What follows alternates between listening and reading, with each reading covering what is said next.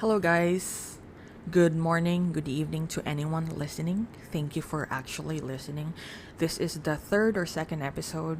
I'm not sure. Welcome to the Woke in Progress, where we discuss about healing, mental health, self-development, some pop culture on the side, and I'm hoping that somehow if someone listens to this, it will have hopefully an impact in them.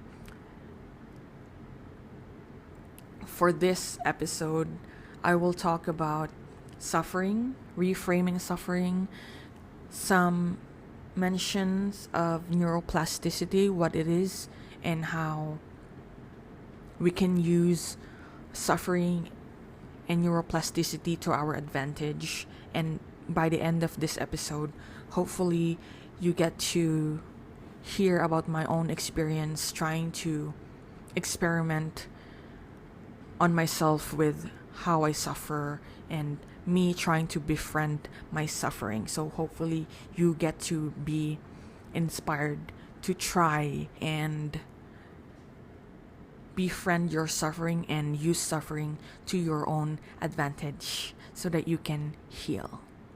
Keep on listening. This is Lei Chan.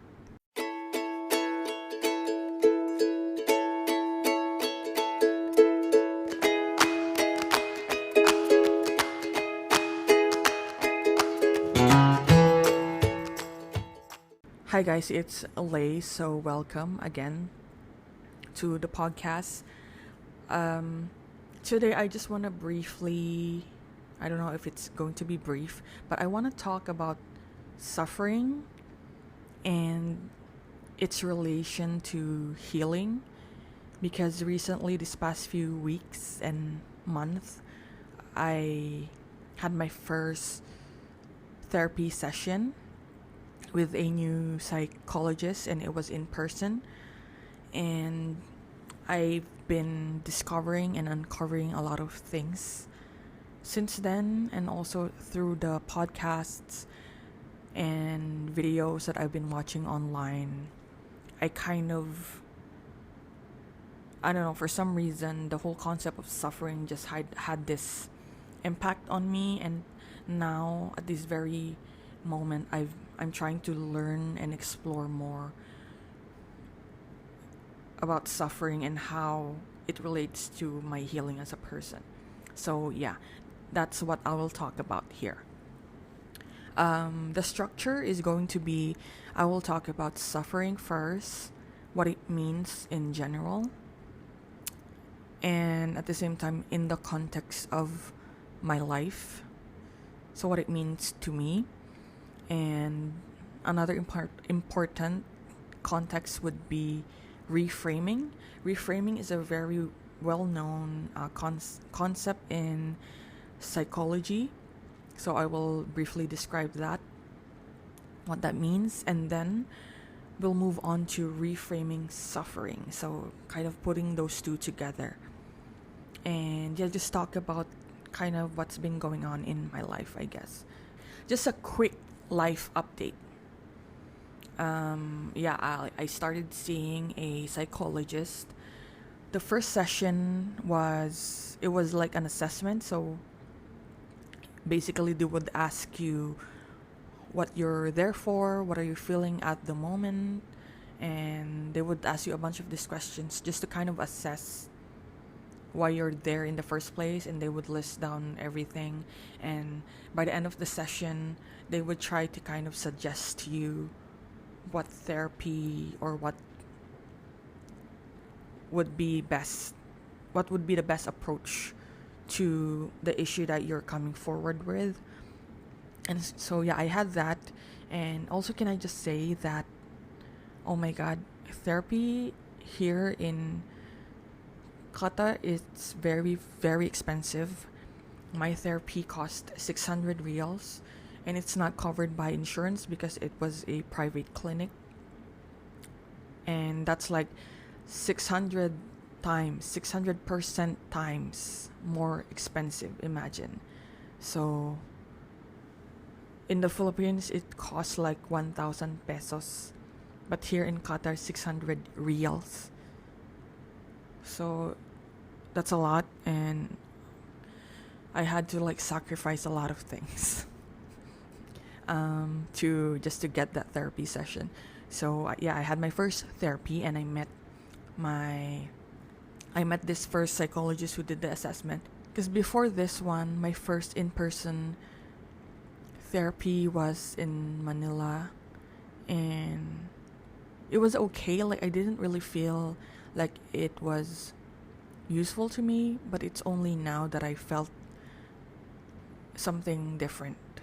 Yeah, it's just I love how the therapist was able to make me feel comfortable and made me feel safe and validated. And I think it's very important when it comes to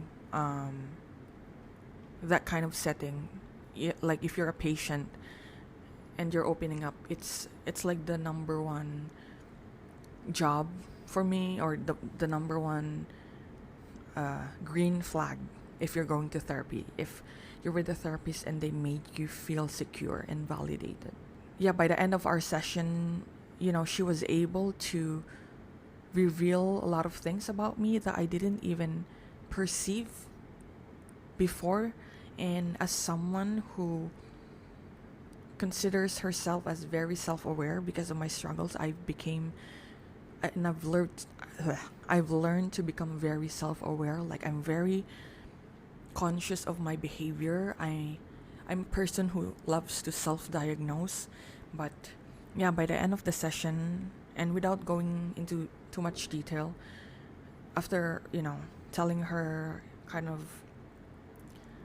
much more details of why I'm having therapy in the first place, she said something to me of a possible diagnosis, and I was overwhelmed when I heard that because it was unexpected.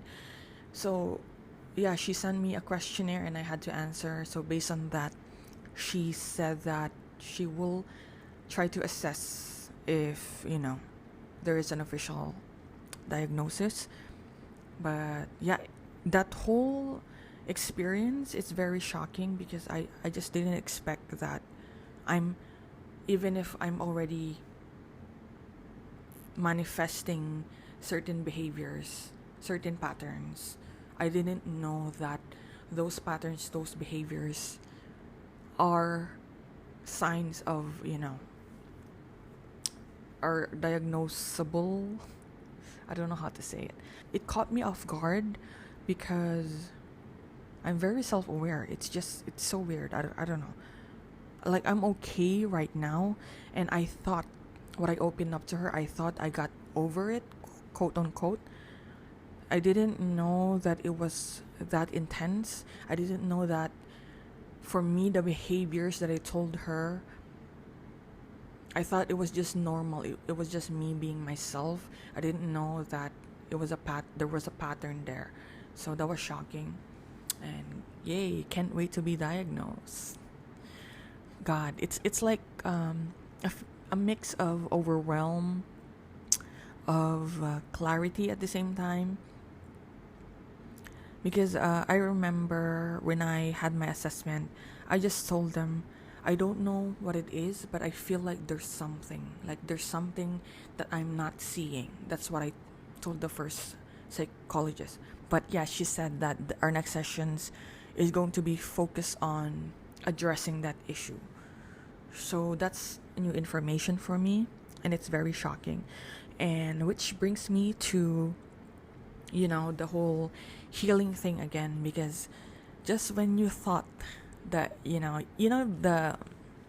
it's like, okay, my analysis of the situation would be, when you have like, I don't know, a mole or something, and it's itchy, and you're like, okay, I'll see a doctor for this, and you expect to be given some sort of medicine to just get rid of it, and then you get diagnosed with cancer.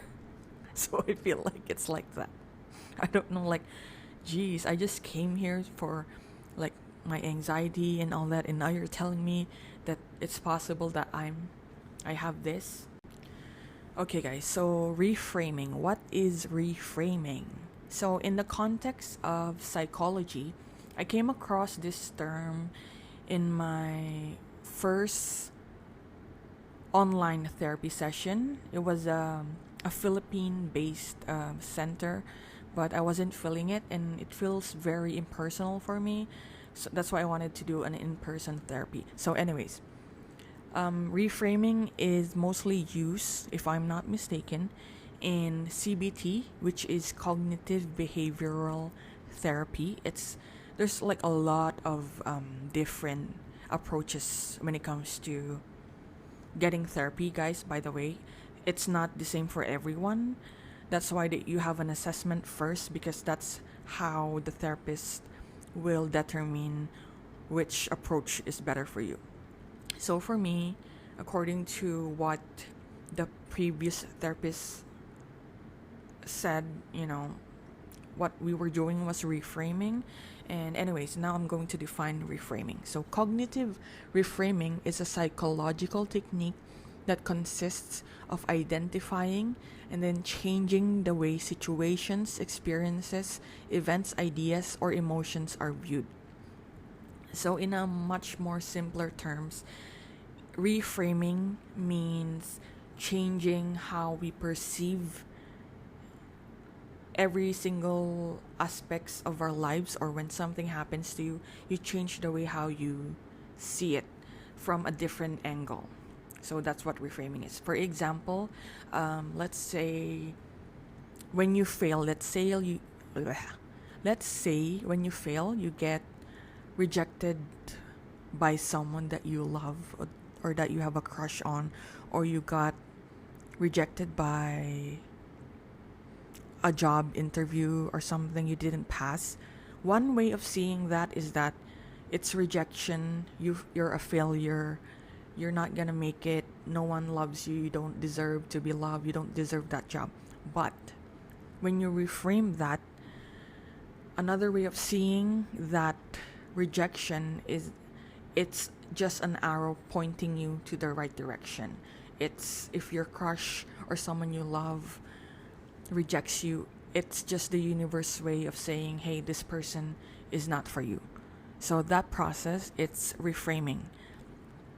It's not necessarily turning something negative into positive, but trying to find a much better outcome from what seemingly appears to be a negative result, if you know what I mean.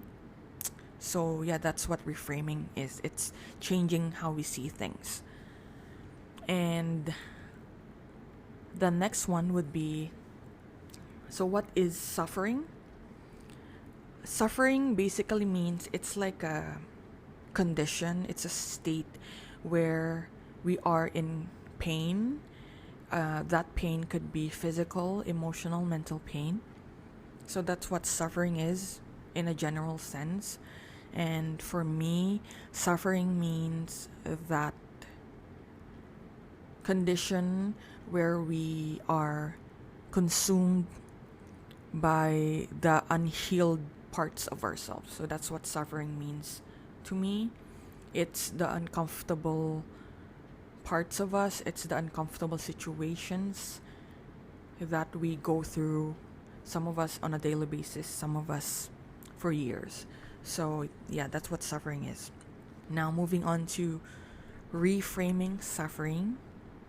When I say that, I mean changing the way how we see, how we approach, how we perceive our suffering and the things that happen to us, whether it's emotional, physical, a trauma, an incident. So yeah, that's what I mean by reframing suffering.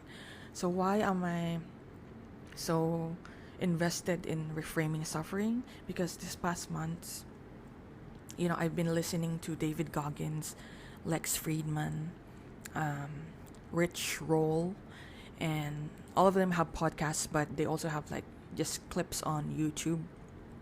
And I just collectively, what I kind of extracted from listening to their podcasts and their clips, is that they see suffering differently not, and which is different from a lot of us, how a lot of us perceive it. For me, what I got from listening to them is that suffering is actually not a bad thing. I know if you hear it the first time that people are suffering so much, I'm suffering, I'm in pain, and of course that's by default a negative that evokes a negative feeling, a negative emotion. But I'm realizing that it's actually essential when it comes to healing. It's essential when it comes to life, and it's essential when it comes to growth. And once you start seeing it in a different angle, once you start reframing suffering, you can actually use that in your own advantage. And it's changing my outlook when it comes to life, because I'm a person who by default is very pessimistic. I'm very self-conscious. I see myself in a very negative way, and for me it's like, especially in my first time encountering depression years ago, I think it was almost 10 years ago, I was so angry at the world, because I was like, why am I suffering? Why do good people have to suffer? And I was so angry, and I saw suffering as an enemy. But then now it's like I'm absorbing it. I'm absorbing this new information that, oh, suffering doesn't have to be your enemy. You can actually befriend it. You can take advantage of that suffering and be like, hey, you know what? You're a fucking bitch. But I'm going to make you my bitch. I'm going to befriend you. I'm going to keep you here on my side, and we're gonna go through this journey, because I know you're not gonna disappear, and I know you're going to be in my life forever, so might as well befriend you. So that's how I'm trying, and I'm learning, and that's what I'm trying to teach myself at this very moment. So yeah, based on my experiences this past months, there's like in different aspects of my life, I'm trying to reframe my suffering. One example would be the way how I deal with pain.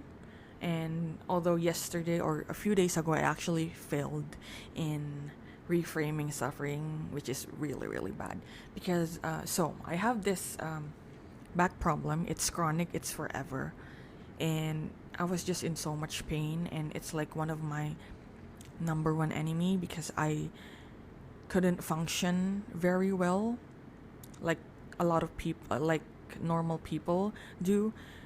For example, just going to the mall, I couldn't go out for long hours because my back would start hurting.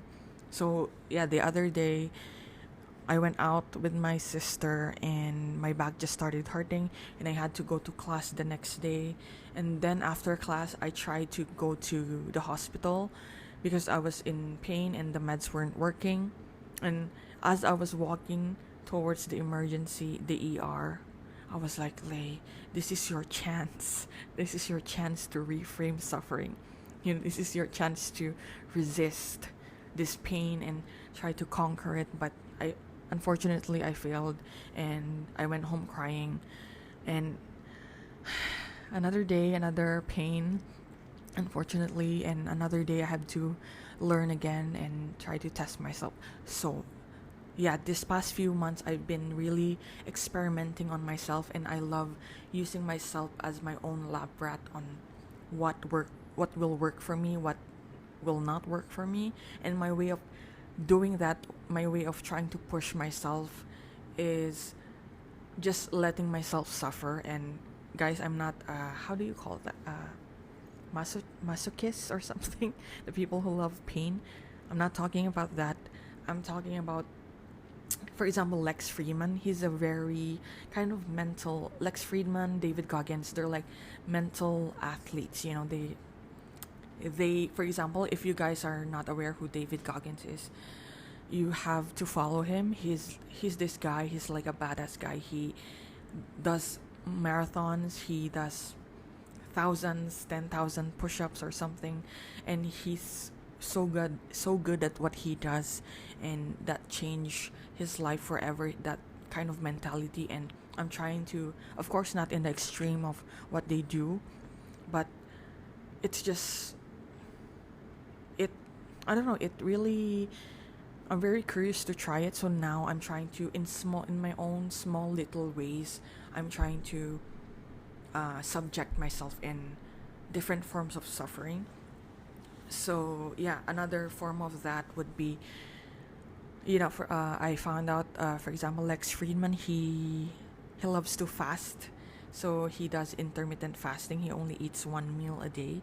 I tried that, but I failed again. So another failed experiment. So I found out, okay, it's not for me.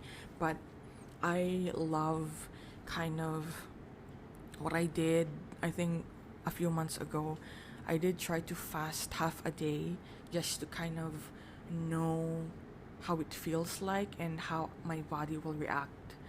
And I loved it, but it's not for me because I have suffered from some form of eating disorder before, and I do have body image issues, and my relationship with food is very unstable. So fasting it's still kind of on the gray area for me, but that's my sign that I want to try that thing. Because for me, this is very cliche, but people say your life starts at the end of your comfort zone. So for me, my comfort zone would be food, right? I love food. When I'm around food, when I eat food, I feel safe, I feel comfortable. But then I told myself, okay, what can I do to push myself? So that's always my goal, is to push my boundaries and just not stay within my lane, not stay within my circle of comfortability. So I did try to fast, but it didn't work for me. But now I'm trying to just, not the whole 24 hours a day, one meal a day thing, but I try to just resist unnecessary food in general. And what I try to do is convince myself that I'm trying to save money instead of overeating. So, but yeah, there's that. That's a form of suffering for me. So another form of suffering that I'm trying, that I'm experimenting on, is with exercise and workout. So again, my normal comfort zone of being on a treadmill is 20 minutes. And then I pushed myself to 30, and then I got to 1 hour on the treadmill. And I'm very proud of myself for that. And yeah, I love that feeling of when you're on that edge of giving up. When I'm on the 20-minute, 30-minute mark, my brain would start telling me, okay, this is it, like, we're done, just stop, this is fine now. But for me, that's my sign of, you have to keep going. And I learned that from David Goggins, because also I think it applies towards the concept of neuroplasticity. If you guys are not familiar with neuroplasticity, in a simpler term, it's our brain adjusting to new behaviors. So since for me, my normal default behavior is comfort zone, it's not moving, it's eating a lot, I'm trying to reprogram my brain into adapting much more healthier practices. But I do it within the bounds of my own comfort, meaning, okay, that sounds very ironic. I mean, I do it in a sense that I'm still enjoying, even if I'm suffering. I know that sounds, I don't know how that sounds. So just a side note, you guys, neuroplasticity, I've been hearing a lot about it recently. You guys should listen to Andrew Huberman. He also has a podcast. He's a neuroscientist, and he mentions neuroplasticity a lot. basically it's like our brain adjusting to new behaviors, to our brain creating these new patterns and how we see things, how we approach things, our behaviors. And I just want to mention some quick kind of information about neuroplasticity. For example, this one, David Perlmutter, he said neuroplasticity provides us with a brain that can adapt not only to changes inflicted by damage, but allows adaptation to any and all experiences and changes we may encounter. I think that's amazing. So, in a way, if you think about it, it's also sort of like our brain reframing itself in our experiences. And I love how you can relate that to suffering and healing, because when we suffer, when we subject ourselves, when we are put in uncomfortable positions or uncomfortable situations, our immediate reaction our immediate reaction would be, it's either fight or flight, right? And for me, I think suffering plays a role in either pushing us to our limit or pushing us beyond our limit, and that's very important. That's why I have started to push myself. When I start to be comfortable, I've started to explore my uncomfortableness, my suffering, and try to befriend it, because I am trying to tell my brain that, hey, you don't have to run away from this, like you can actually fight this. Because in the context of neuroplasticity, it's like you telling your brain that this time, if you encounter another obstacle, another struggle, you don't have to run away, because now you're trying to adjust your brain. You're trying to tell your brain, you're trying to program your brain to say, hey, we can remember you encountered this before and this is what you did, so this time you can actually fight it now. So I just love the concept of that. So yeah, it's one of the main reasons. Neuroplasticity is one of the main reasons why I'm trying to befriend my suffering, why I'm trying to reframe my own suffering, and just try these little experiments on myself on the ways I can minimally suffer, so as to exercise my brain to kind of get rid of old habits and try to adapt one, because it's also my way of preparing my brain for disasters that might come, because who knows what will happen in the future, what bad things will happen in the future. So it's just me trying to say I need to be prepared. So another example would be counteracting your thoughts, your negative thoughts, with physical reality. Because for me, my number one enemy, and many of us, is my brain, it's my thoughts, it's my emotions. It's hard to, I think one of the reasons why mental health issues are hard to address, it's because they're very intangible. You can't, for example, if you have a physical pain, if you have a cut, you put a band-aid on it and it will heal itself, because you see the wound and you can address it immediately. But with mental, emotional pain, it's hard to address that. So what I do is physically, for example, let's say I'm on a treadmill, right? I'm on the 30-minute mark. That's when I start, my brain would start telling me, Lay, you should give up. I think it's time. It's okay. You already had 30 minutes. But when I start doing that, I will remember what David Goggins says, like, when you start feeling resistance, that's your sign to keep going forward. So what I do is I would scream. I would literally scream at myself, or just scream randomly. I would envision myself in front of me, and I would start, okay, I don't recommend this to everyone. I would start talking my own self. Like, just imagine a version of you in front of you, and you're telling that person, you better keep running. You piece of literally, guys, I would actually do that. I don't recommend it to everyone, but try what works for you. For me, it helps because I was very sheltered, so I'm trying to apply some tough love on myself because I really need it.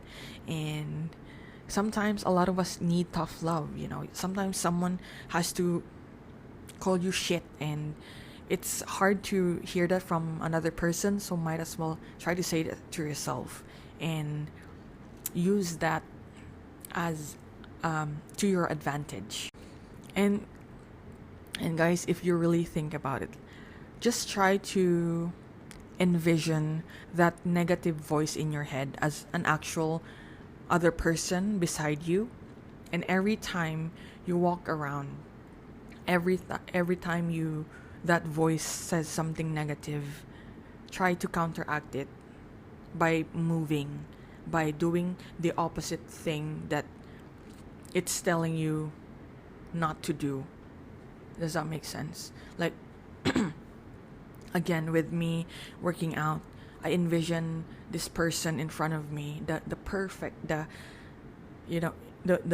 most highly developed, highly evolved version of me. I would envision her in front of me, and she would scream at me and say, "Go run, shit."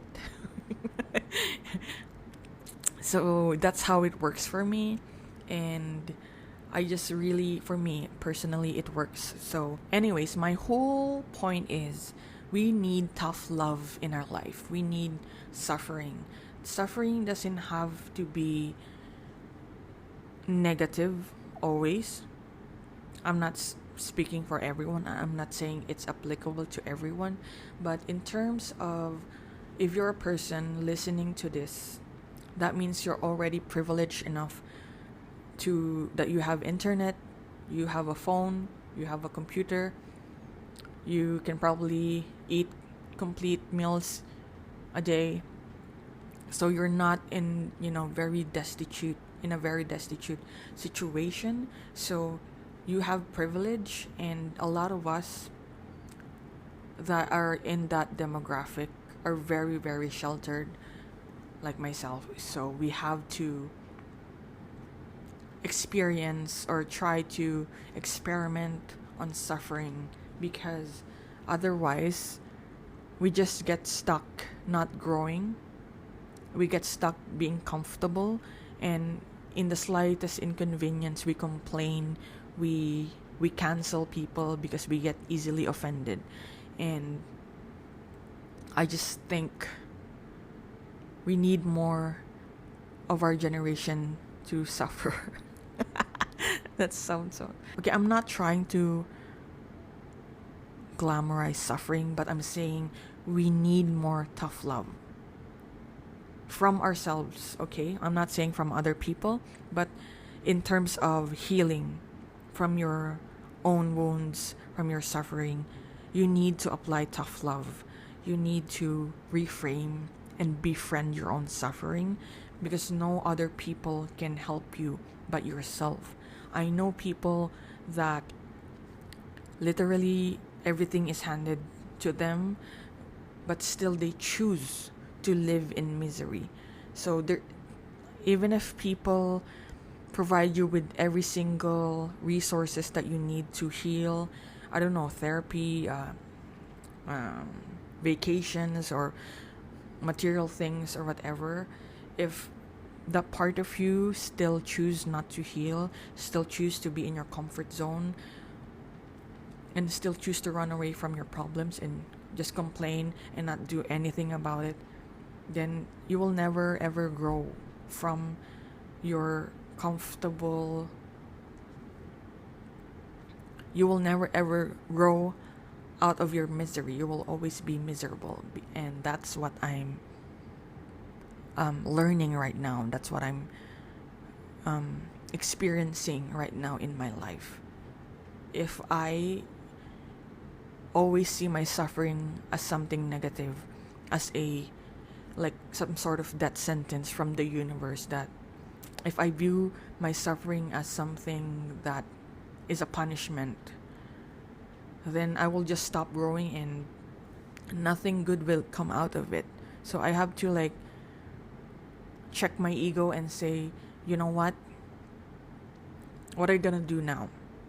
So this happened to you, what will you do about it? That's what suffering is. So you're suffering, everyone else is suffering, but not how come not everyone else is like you? Not everyone else is spending their time moping and blaming other people and canceling and being offended. They actually do something about it.